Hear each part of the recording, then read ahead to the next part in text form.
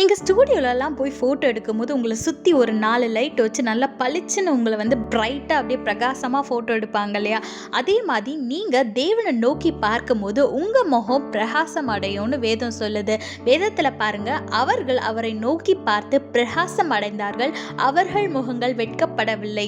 ஆமாங்க, நீங்கள் தேவனை நோக்கி பார்க்கும்போது உங்களை ஒரு நாளும் அவர் வெட்கப்பட்டு போகும்படி செய்ய மாட்டார். உங்கள் முகத்தில் ஒரு பிரகாசம் இருக்கும். உங்களை பார்க்கும்போது இந்த பொண்ணு சந்தோஷமாக இருக்குது, இந்த பொண்ணுக்கிட்ட ஏதோ இருக்குது அப்படின்னு சொல்லி உங்கள் மூலமாக தேவனை அவர்கள் பார்ப்பாங்க.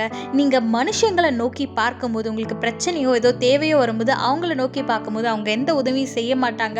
அப்படியே செஞ்சாலும் ஏதோ ஒரு விதத்தில் உங்களுக்கு ஒரு கஷ்டம் வரும். ஆனால் நீங்கள் எந்த ஒரு சூழ்நிலையாக இருந்தாலும் தேவனை நோக்கி பார்க்கும்போது உங்களுக்கு எப்போவுமே வெட்கப்பட்டு போகும்படி அவர் செய்ய மாட்டார். உங்களை உயர்த்தி வைப்பார், உங்களை ஆசீர்வதிப்பார், உங்கள் முகங்களை பிரகாசம் அடையும்படி செய்வார். கர்த்தரை நோக்கி பாருங்க, பிரகாசமா இருங்க. கர்த்தர் உங்களை ஆசீர்வதிப்பாராக. ஆமென்.